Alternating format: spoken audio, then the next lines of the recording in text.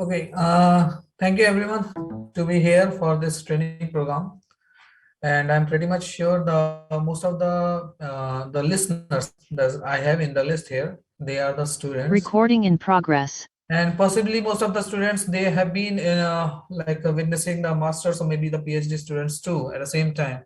Is it true, Diptanu?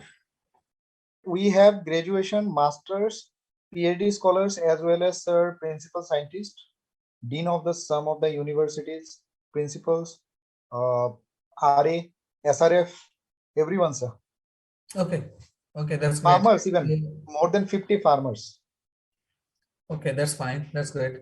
So I I possibly going for this topic maybe because most of the time what we have seen it in our regular scenario, the application of fertilizer, it is a very crucial part in the total cultivation of the crop. So technically, more than one third of the total investment that we have it in agriculture, it actually comes from the fertilizer part only. And the efficiency rate that we always talk about it, due to the traditional way of application, we have seen a lot of losses there. And sometimes there is not a good practices which has been followed up. I mean to say that there's a certain scientific advancement in the fertilizer application too.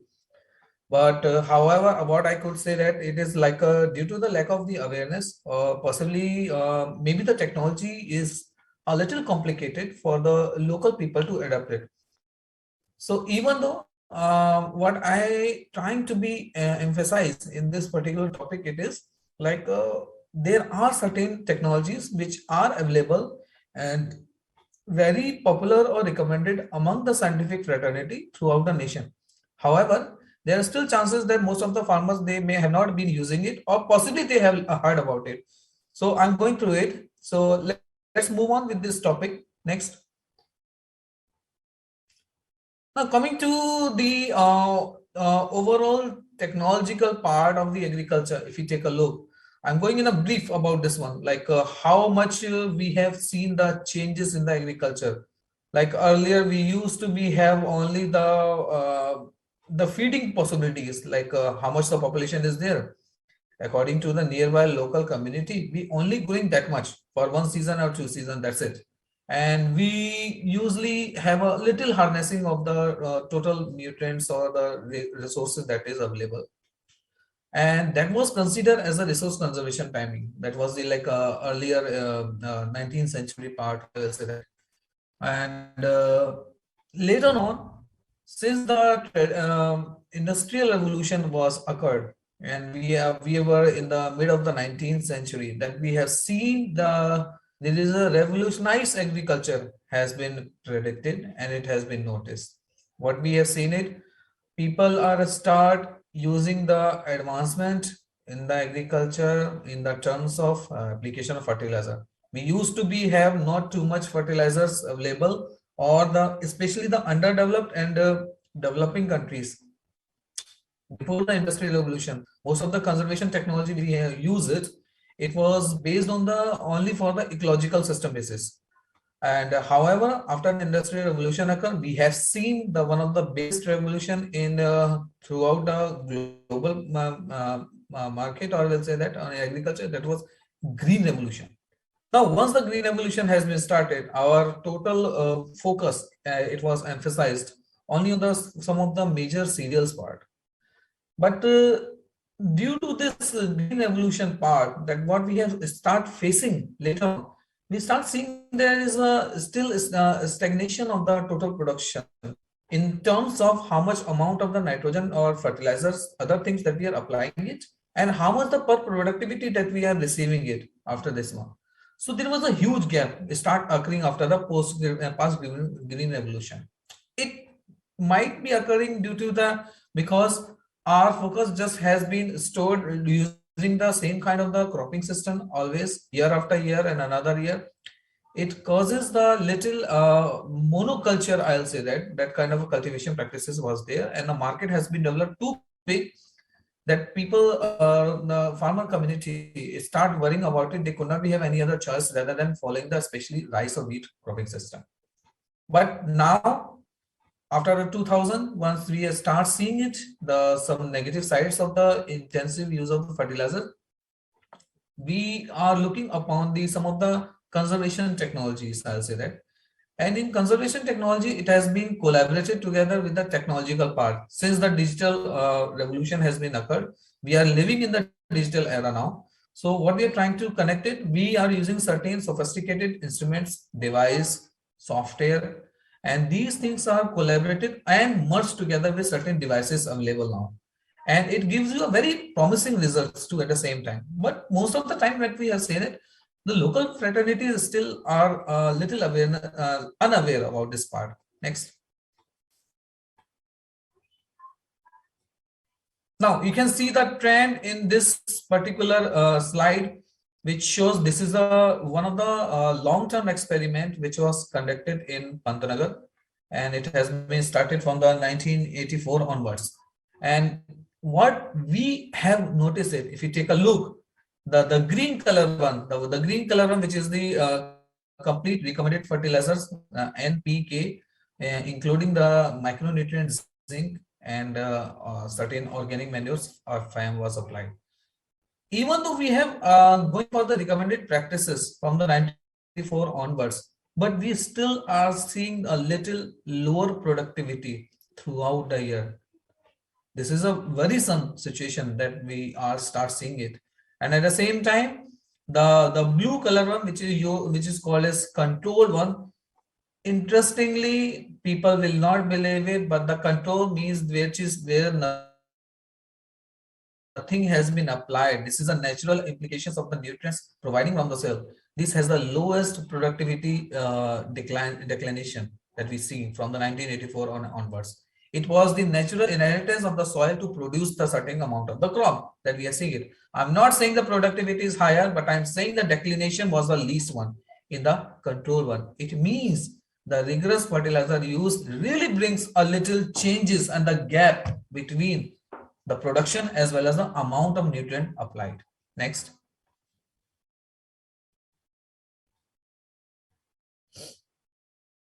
Now this slide, if we take a look only on the graph, just focus on the graph, then we start understanding the food productivity, which was start increasing from the green revolution era timing, and after going up to the 2000, it was the linear production that we seen with the application of the fertilizer. But after the 20th century ending, we are start seeing it was a stagnation. It was a totally parallel line start going it means the amount of fertilizer that we are doing it is not sufficient enough. Means chemical fertilizer is not only building up a higher toxicity in the soil itself, but also changing the biodiversity and the physical properties of the soil. So it's a really quite worrisome scene nowadays that we have it. Next. Now this picture just to let you know that like how much we always say that there is a climate change, there is a climate change. Just to let you know that how much emission of the nitrous oxide N2O has been there from 1970 to 2010. The inner circle that you are seeing it is about 1970, the contribution by the different part. Now here you can see that the last part, which is a burning issue nowadays in Punjab, Haryana and Delhi part that we have seen, it is a crop residue burning. Residue burning is one of the most concerned part during the October-November timing, which causes a certain the gas formations around the gas chamber like situation. But this is very interesting to know that even after going from 1970 to 2010, the contribution of residue burning is, it may look 2%. However, this 2% is not the same in quantity basis because the area of cultivation has been increased from that part of the movement.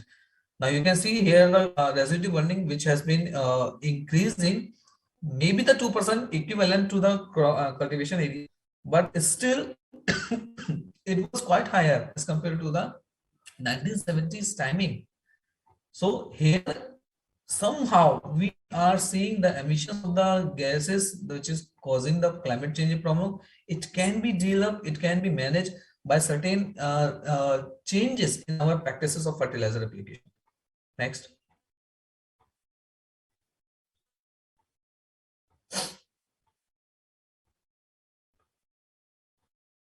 Okay. So coming to the certain strategic plans, I'll say that I choose only selectively here. Okay, in this one I choose how to improve the fertilizer use efficiency. However, there is a breeding aspect. I will say that. However, there is a way of cropping system changes that you can improve the fertilizer use efficiency. But if I'm going only with the input management, which is a fertilizer application, then I selectively choose only these parts here. So there is a possibility you can improve the fertilizer use efficiency. Maybe use a certain fertilizer which are slow release. They are providing the nutrients throughout the life cycle of the plant. Another one is by using the new technological aspect that we have it. It is a nano fertilizers, like you have seen it, and the implication of nano urea around, which is released by the IFCO. Or at the same time, there is another possibility that we can go for the it is a complete systemized approach, like changing from the practices still going for the soil management at a together one. A part of it, I will come to the my specific topic that I choose here, and this is about the how to manage the same amount of nutrient fertilizers for the higher production ones. So here I choose a precision nutrient management. In this aspect, there are 4 to 5 basic instruments, device, or some softwares are available which can be used rather than going for the only for the recommended doses RDF that we usually call it. Let's say that I'm giving you an example name here. Optical sensors are available like Green Seeker. Green Seeker is a very important and a popular tool among the masters and PhD research aspect also, and sometimes in the different training centers that I have seen it. Second is chlorophyll meter. Chlorophyll meter helps you by knowing the content of chlorophyll A and B together. It gives you certain values, and on the basis of certain values, if it is dropped down, then the fixed threshold approach, the one you can see, then you have to apply the nitrogen accordingly. Accordingly. I will not say that you're going for the 3 splits. You're just checking the amount of the chlorophyll, and if it falls down, you see the pale yellow leaves accordingly, then you can apply the fertilizer. Otherwise, there is no need of it. The third one is leaf color chart. This is the one of the cheapest method, which is on nothing like that you have seen commercially, like Asian paints आपने सुना होगा. In Asian paints they usually comes with some color codes. Okay, if you want to paint your walls and the buildings and the home together, so they have some color codes and they will let you choose accordingly. Similar basis leaf color chart, abbreviated as LCC. It is very helpful tool, and even the most traditional farmers can also use it just by seeing the picture of nitrogen deficiency as the color of the green changes from the pale to the dark one. So there is a possibility that you can go for. And apart of it, there is another installation software is available, and it is international software, but nowadays available for wheat and maize crop only. So only these two crops are available for Southeast Asia. Nutrient expert, that we have it in our study here too. Next.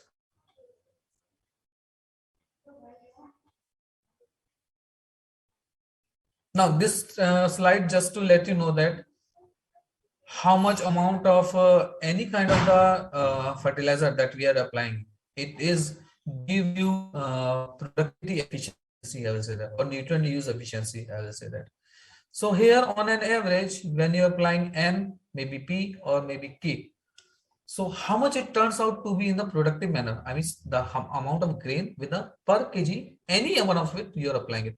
So nitrogen, it is 5.7 to 26 nano.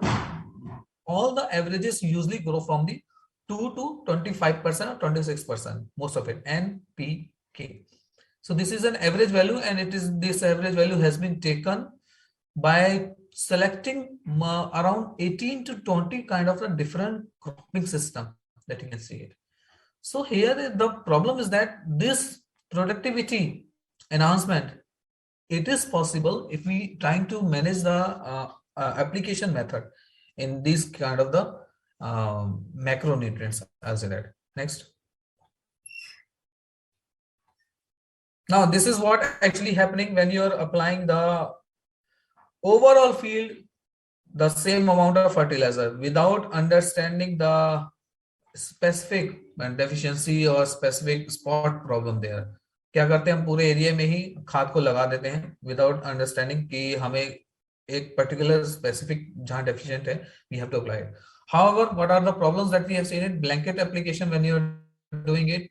It usually sometimes give you an idea whether you are applying overdose or maybe you are applying lesser than the recommended one. There is a possibility. First of all, if you are applying higher dose blanket application, then you possibly causing the toxicity or the certain pollutants addition in the soil or maybe in the environment.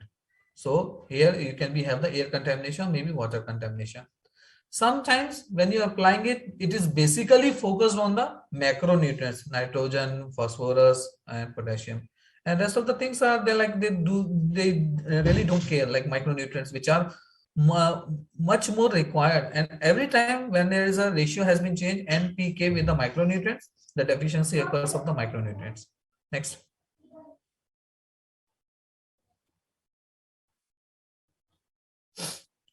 Now see, like why I'm saying it, that even the recommended dose that scientifically we used to say that the NPK ratio must be maintained. It should be 4:2:1. That is the application dose, which we are seeing it. But unfortunately, the average that we have seen in our India, it is 6:1. Means we are applying almost more than twice the nitrogen amount as compared to the balanced ratio with the phosphorus. And some places, like let's take an example, because most of the students are from the Punjab, Haryana, or maybe Uttar Pradesh area. See the scenario that we have it. The state like Rajasthan, Punjab, Haryana, the application rate is more than 20:1. This is astonishing. This is very surprising to see that, because the whenever you are applying the higher amount of nitrogen, it causes a certain changes in the imbalances of the other fertilizer too. So the response will be maybe lower or maybe toxic. I will not say that it is optimum. It usually goes maybe deficient or maybe some other ways. And how much the efficiency that we have noticed, this is a common general knowledge that we used to talk it. In whatsoever you amount you are applying the nitrogen, the efficiency could not be go more than 50%. The reasons are multiple, but mostly it is volatilization or maybe denitrification. Phosphorus, it never goes above 20%. C. Potassium, because there is a response of the potassium which is higher. However, a very less amount of the potassium is applying in our soil because they are inherently rich in the potash here. But micronutrient and sulfur, they are lesser than 10% or sometimes 1 or 2% micronutrients. So these are usually not get help with the plant production because they usually get fixed in the soil due to the changes in the pH level, which is never comes to 6.8 to 7.2, which is quite helpful for the rest of the nutrients. Next. Now coming, what is the approach that we have to go for it? This is called SSNM, Site Specific Nutrient Management. This is the thing that we have to learn it. This is the thing that we have to be focused on. Site specific. This is about the precision nutrient management. Choose to apply the nutrient only to the food or maybe to the crops. We don't have to feed the soil. We have to feed the plant. This is the concept here. In the green evolution timing, we are applying to the soil, but this is the time has been changed. Now we have to be apply accordingly how the plant is responding to you. Go according to it. Next. Now these are the certain options that are available with the precision nutrient management, specifically with the nitrogen. I will say that because we have seen the highest amount of fertilizer application, it is nitrogen throughout the nation. So we have leaf color chart. That left side you can see this is what I say color codes are available. So the paler the pale the color, the higher amount of fertilizer on nitrogen or urea you have to apply. If it is the leaf color, it is coming close to the darker green, it means we don't have to apply it. Not yet. Either the stage has arrived, we are applying for the split doses, but still we don't have to apply it until and unless the greener the color of the leaves are available. Similarly, green seeker is available. SPAD is available. SPAD is a soil plant analysis and detector. It is a meter. We have a decision support system. This is decision DST. We also call it decision support tool. This is a software which is nutrient expert. I'll come one by one to all these points. Let's move on. Next.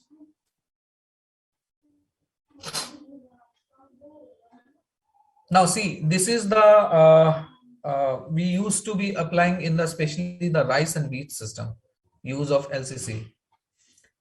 This leaf color chart was technically has been co-jointly developed with the help of the IRRI, which is a research center in the Philippines related with the rice research. And at the same time, multiple varieties have been checked. Multiple variety means those are the traditional or Indian origin varieties. And this was all done with the help of the Ludhiana and the PAU, Punjab Agriculture University. They helped to develop this leaf color chart accordingly, or I will say that in a localized manner. And no need to say that you will see this leaf color chart possibly are available in two different kind of the strips. One is only 4 strips are available with the different colors. Another one, if you see, I will show you the next slide. You will see they have a 6 strips of the different color leaf color chart that you will see it.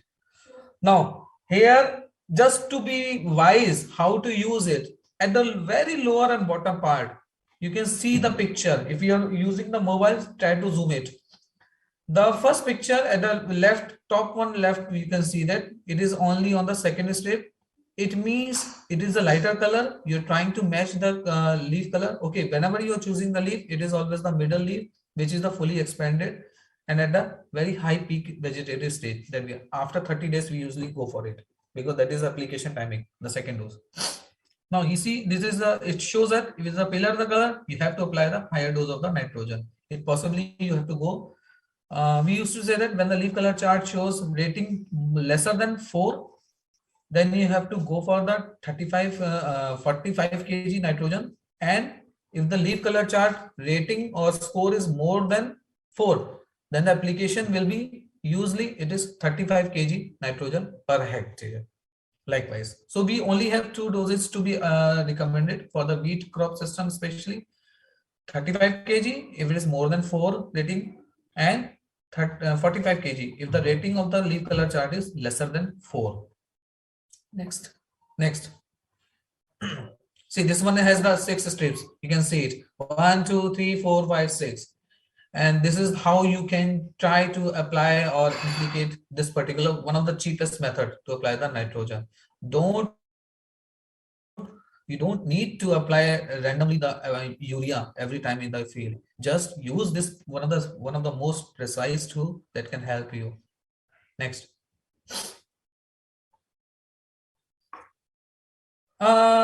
This one is a comparative work just to let you know that how much it is beautiful and how much it is productive to use either LCC or maybe SPAD. This work has been done in Philippines, and they choose selectively like more than 15 farms, different farms at in the rice crop. So you can easily see that nitrogen saving. Let's see the last part. Nitrogen saved. When you're applying the nitrogen according to SPAD, you are saving around 28 kg nitrogen as compared to farmers practice. And if we are going with the accordingly with the use of LCC 4, that is a code, then you're saving around 53 kg, almost double of the SPAD, more than that. So technically LCC helps you to save higher amount of the nitrogen or urea as compared to the even SPAD and the farmer practices at the same time. Next. Now people will ask me like, I don't have any tool, I don't know how to use it, I'm not that literate or I'm not that aware, what else I can do it. Okay, fine. Then for that purpose you have another choice. If you're applying the application of urea, so if you want to reduce the losses of ammonical losses of urea, then you must apply an integration. Let's see how what is the integration is available and what is the most suitable one. The most suitable one, that is urea plus ammonium chloride. But urea plus ammonium chloride could not be applied when the soil is acidic in the nature, which gives you 23% only losses, quite lesser as compared to only the urea applied. The most important, or the most one of the most promising way is urea plus DAP, because most of the farmers they use this one. By doing this, you are certainly checking the losses by 7 to 8% of only urea application. So by this management, DAP, if you're applying it, because DAP is also giving you phosphorus together, so and 18% nitrogen is also available. So somehow you are checking the total amount of urea also, and at the same time 7% or 7 to 8%, or sorry, 8 to 9% urea losses can also be checked. So higher the efficiency can be increased by this manner. So this is the integration you can choose rather than urea application. Next. Uh, okay, this one is almost the same. I will go for the next because it shows you how much the partial factor productivity or agronomic efficiency can be increased by using the SPAD or maybe the LCC. Next. Now this is the picture of the SPAD that you can see.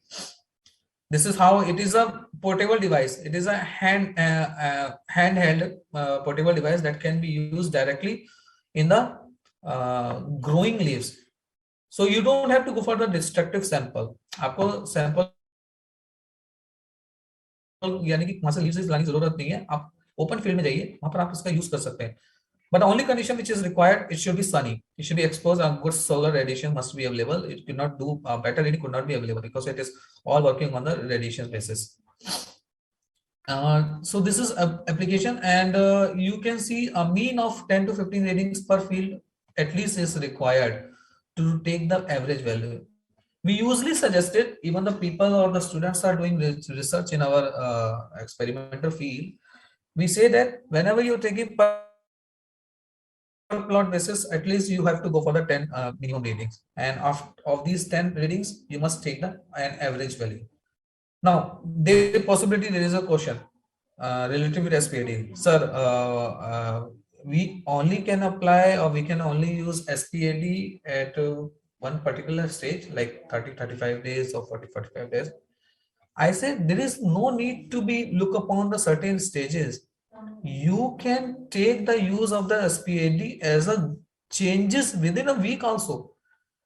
After every week you want to take the SPAD reading, that can help you to understand how the chlorophyll content or how the growth stages correlated with each other. Now how the photosynthesis goes on.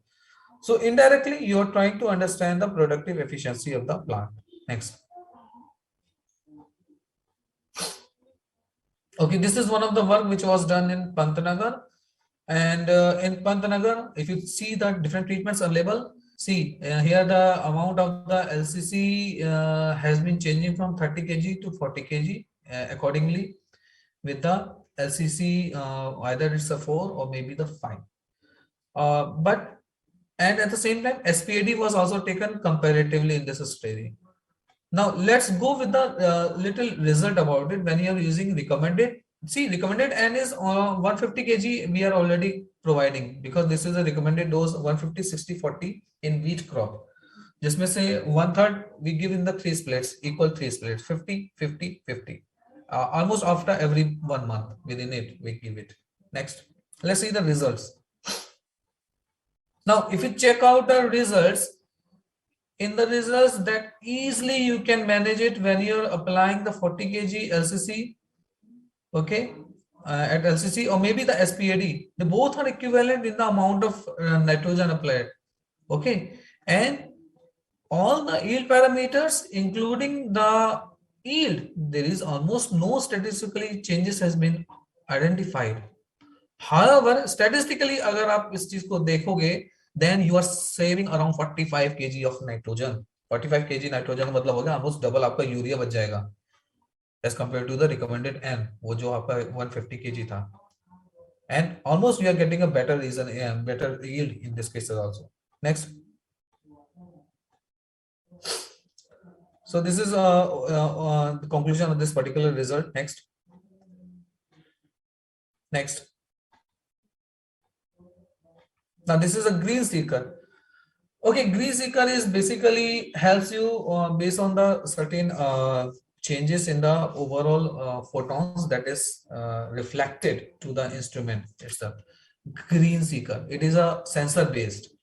Okay, so on the basis of optical sensor basis, it use the different in the readings, and that reading will be checked out with the certain values which has been feeded in the computer system already. So let's say that you can see the picture at the right.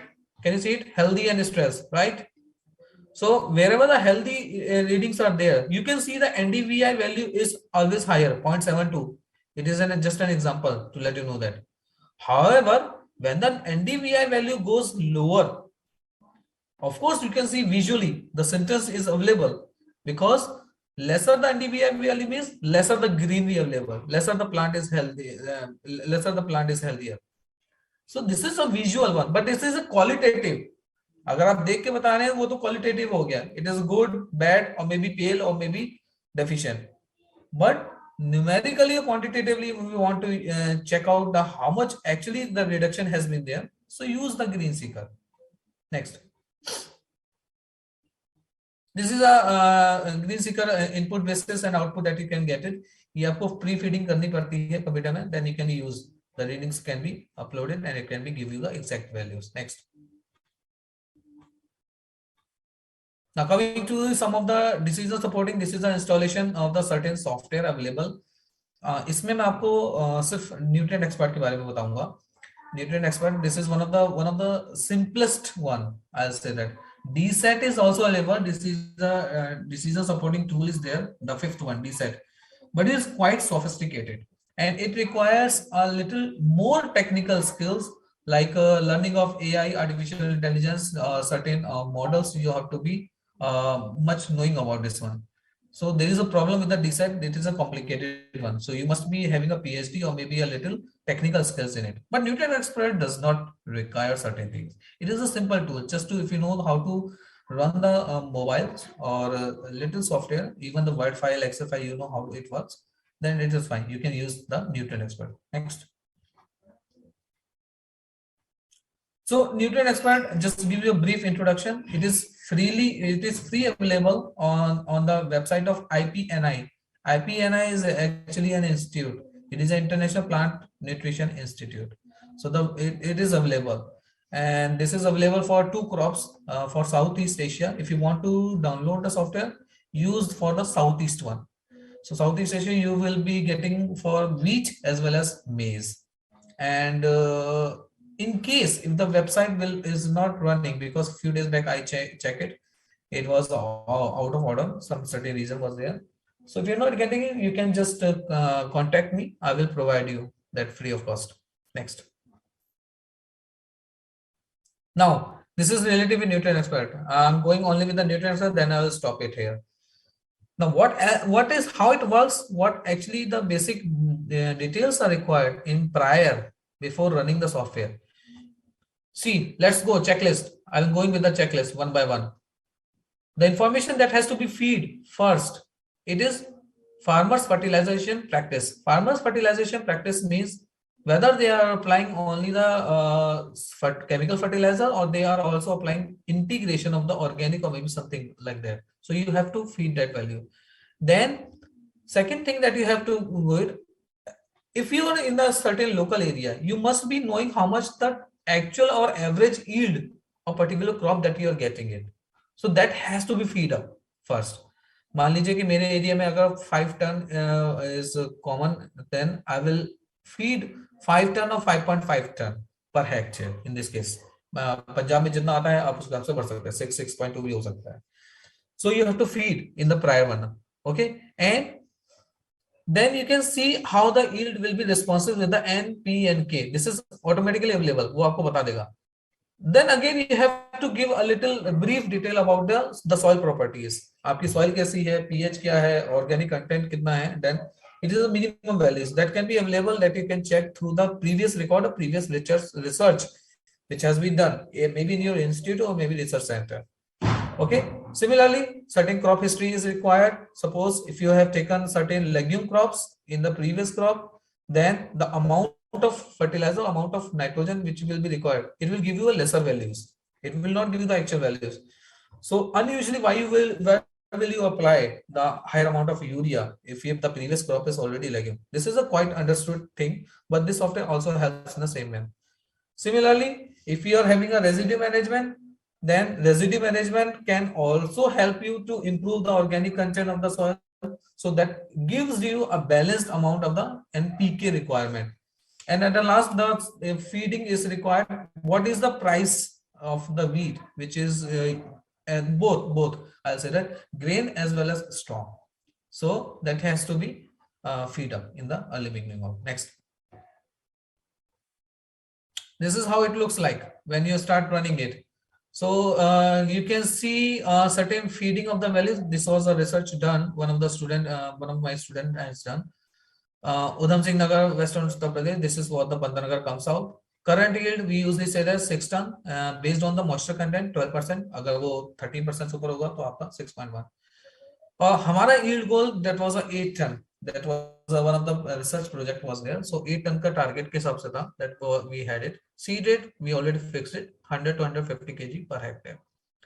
After it, the lower values, if you are saying it, basal, CRI, and late tilling, the lower part that you can see, we have to give the sources of the fertilizer which is available with you. Always remember, nutrient expert give you an option to feed what kind of the fertilizer is available with you. Either you are using MOP, either using DAP, or maybe you have a NPK, which is 12 solar, 12:32, 16:1, and so on. So it will exactly give you how much amount in kgs will be required to apply. Also, at different stages, the last slide isme nahi hai, but the last when you're running the software, it will give you exactly how much amount of this particular fertilizer source is required to apply it. And impressive the data is, it always help you to save the amount of nitrogen nearly 30 to 35 kg as compared to the recommended dose. Either it is a 150, 120 or any amount which is recommended in your area. आपको मान के चलिए 25% तक हो जाएगा. Next. This was a study which was done, but I will not go because I'm basically giving you the brief detail about it. Next. Next. This is a treatment they had used it. Here you can see this is the conclusion that you can read. Wherever you are doing the nitrogen in application, nutrient expert based nutrient management, then 5% yield has been improved, and this improvement was above the state recommendation. जो हम लोग बोलते हैं 150, 60, 40 was recommended by the state government. उसके ऊपर भी you can have a much more higher amount of the yield as compared to the farmer practice too. 14% as well as 9% respectively. Next.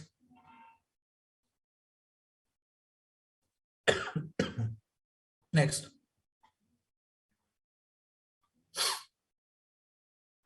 And this is based on the certain satellite imaging or based on the sensors.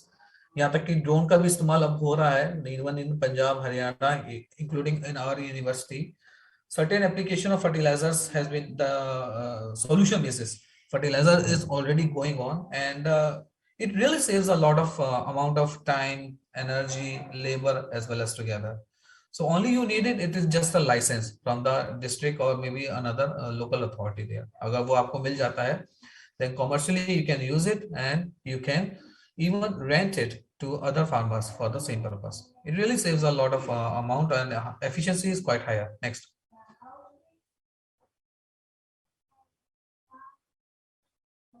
Next.